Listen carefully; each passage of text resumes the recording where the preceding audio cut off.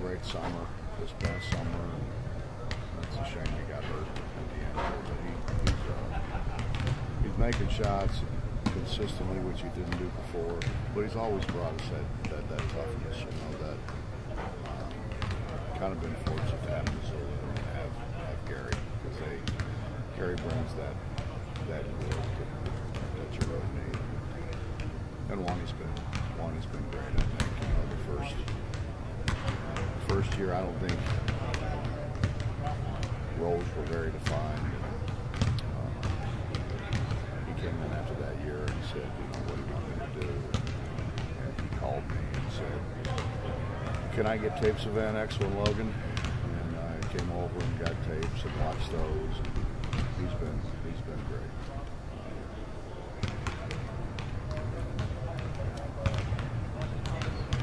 Big Sweat leads the history of the school in operations at 7, which I would think would be hard to catch. But I mean, he's played through a lot. I think he's been a great ambassador. Could he have contributed a few minutes under this system you guys are playing this year? I know it's not his forte. He would have found a way.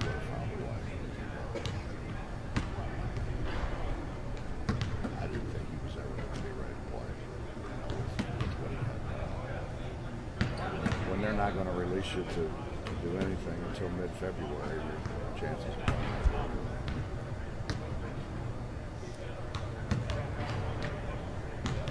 How's that for obligatory answer? Better than obligatory LeBron Nash question. I mean, he's really got back in it the other night, had a good game, break that slump. He played great in the first half, and Hickey kind of took over in the second half. To me, I think LeBron is the most versatile big in the league. I think he bounces it, shoots it, passes it. I think he's really good. He's a big challenge, and because they have the guys that can make shots, they get a spread to where he gets to do a lot of stuff, which he's terrific.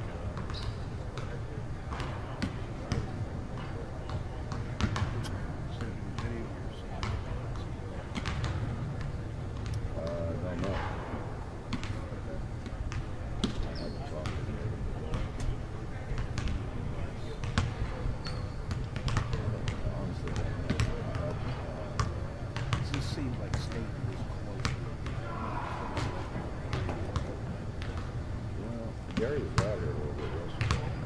I don't know.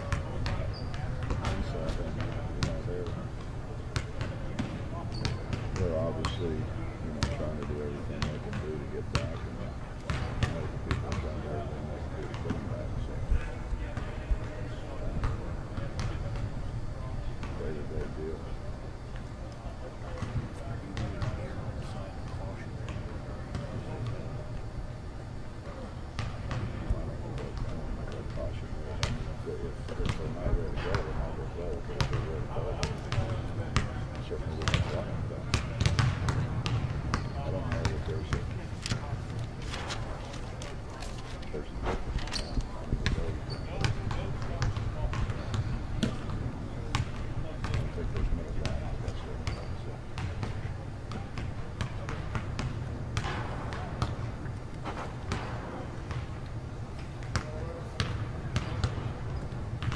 Going back on Staten, when you got him here, when he left Staten, as good as he had played, there was questions about his dad and stuff, and stuff going around there, and then he was going to go somewhere else. And what did you see in him? What did you want to bring in here as far as that went?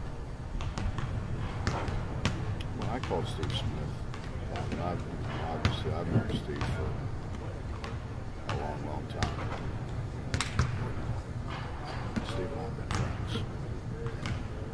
I asked Steve, and Steve said, like, he was terrific. He was terrific here, and he's as good a point guard as I've ever had.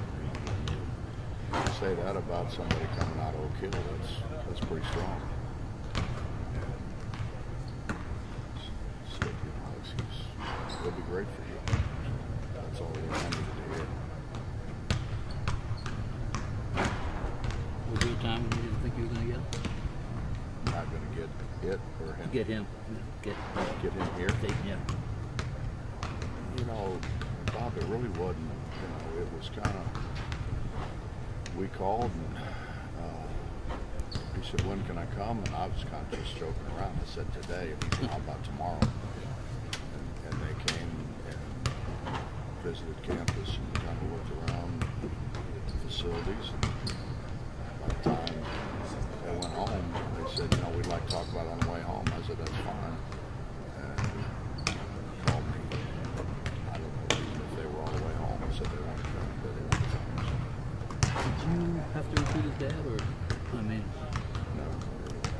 His dad came on a visit. His mom and dad both came on a visit.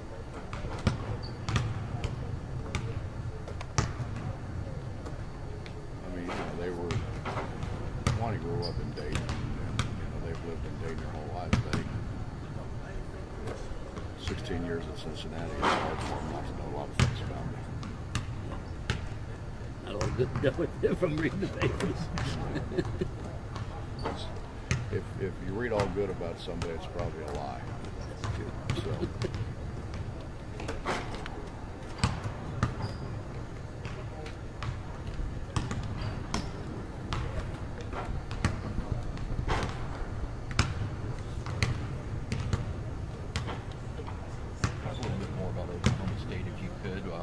They're coming in here tomorrow in kind of desperate shape for a big win. Obviously, why are they desperate right now? That's good question. They just won one. We're coming off losing. But yeah, I think they're good. I mean, Travis did a heck of a job. I think they're putting this team together. Hickey's playing better and better. I think he wasn't as good early, and I think it was just getting familiar with what Travis wanted him to do. And he's played great lately. Obviously, Forte's not the best shooter in the league. He's certainly their freshmen are getting better. He's playing. Carroll's playing a bunch now. He didn't play that much. Simon's playing a lot more. I think he's a lot better. I think he's more comfortable with some of the guys that didn't play as much early. So I think they're playing pretty good.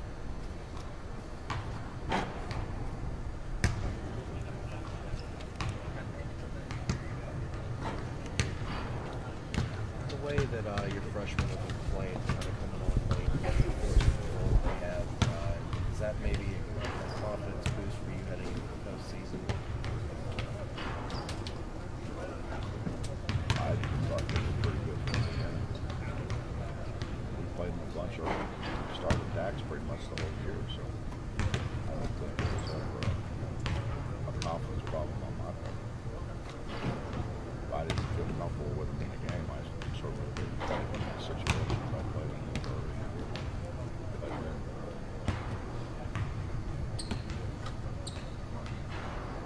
Coach, I knew you had one. obviously. I was peeking through the trees. I saw you trying to sneak that mic in. I was going to ask you about the next man up mentality, and has it kind of worked better than you thought it would this season when some players have gone down? I think, I said earlier today, when you look at, you send a thing into the NCAA selection committee about how many, when people miss games, and Brandon missed the first 7, and then he started playing pretty well, and then he missed some more with the knee situation. We missed Wani a game, and when Stebb's Oklahoma game, and obviously we haven't had our 2 seniors the last 2 games. That's a bunch, really, when you think about it. I think that's the beauty of playing a lot of people. If we had a 6-man rotation and this happened, we'd be in big trouble, but we don't. Guys who played, like Tariq, I thought played really well at Kansas. But Tariq's played a lot of minutes. So they played meaningful minutes in close situations. So that's one of the advantages of playing that many people. I'm sure you already talked about this, but emotions of senior day, and just tell me what you're looking forward to, You know, seeing the seniors walk out on the carpet one last time. That's a tough day because you always hate to see those guys go. I think this group is Gary's been here. Gary's been here for a while. I screwed up. Excuse me. Start from the top. Well, this is I think is a special group. You have Kevin Arenas is his 5th year, and Gary's 4th, and Juan's been here 4, so and they've been here a while. So you get obviously, you know, the longer guys are here, the more attached you get. I think from that standpoint, it's a little rougher than a lot of times.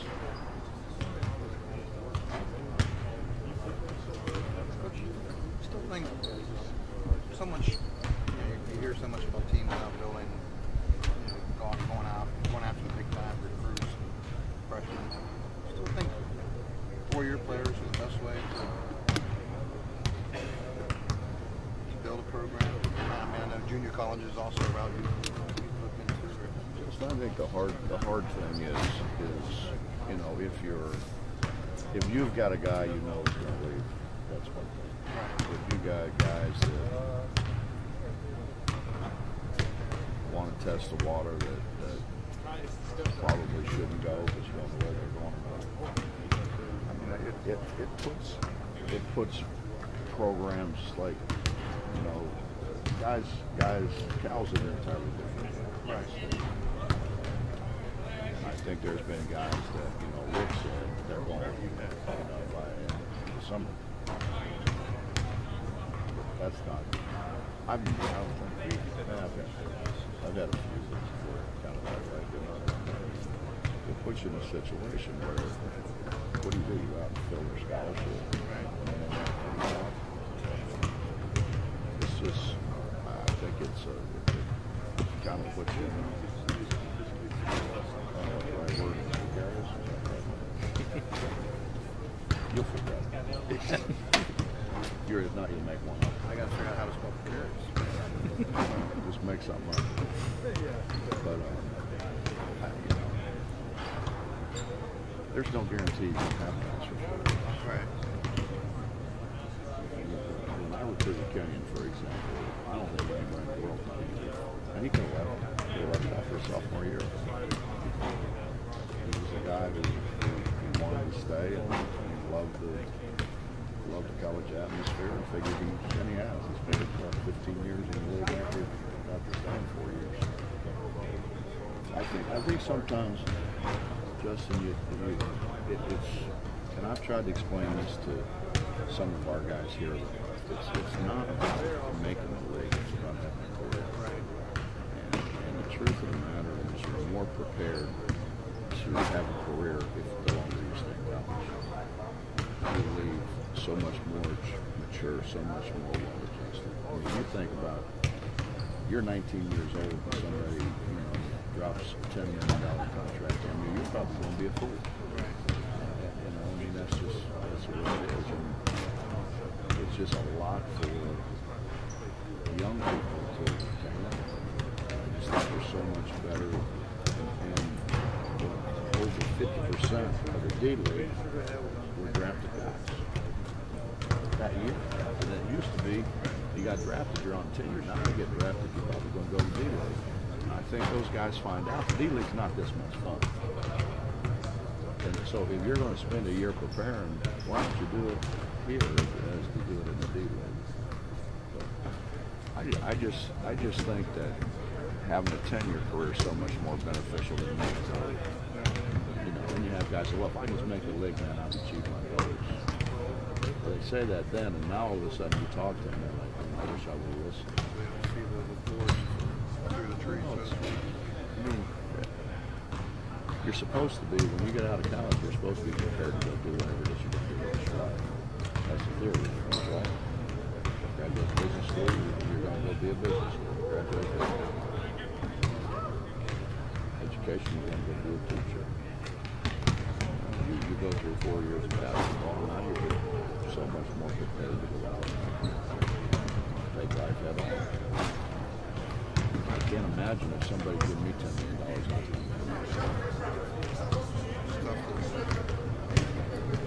when you look at it realistically, it's a hard thing that we're asking these kids to do. They're doing. Coach, when you think of this league and how tough it's been this year, have you ever been a part of a league where it's gotten you ready better for the NCAA tournament than this league has this year? I don't know if it gets you better. I kind of struggle with that sometimes. But it's the best league, top to bottom. I've said it a lot of times. I mean, we had 10 probably in the Big East that were really good, and then we had the rest of them. And it's not that way in this league. This league's hard. It's hard, Does it beat you down? I don't know. Does it prepare you? I just find out that the people who are doing all that talking and seem to know so much really have never coached and weren't very good players. So I wonder how they're qualified to say those things.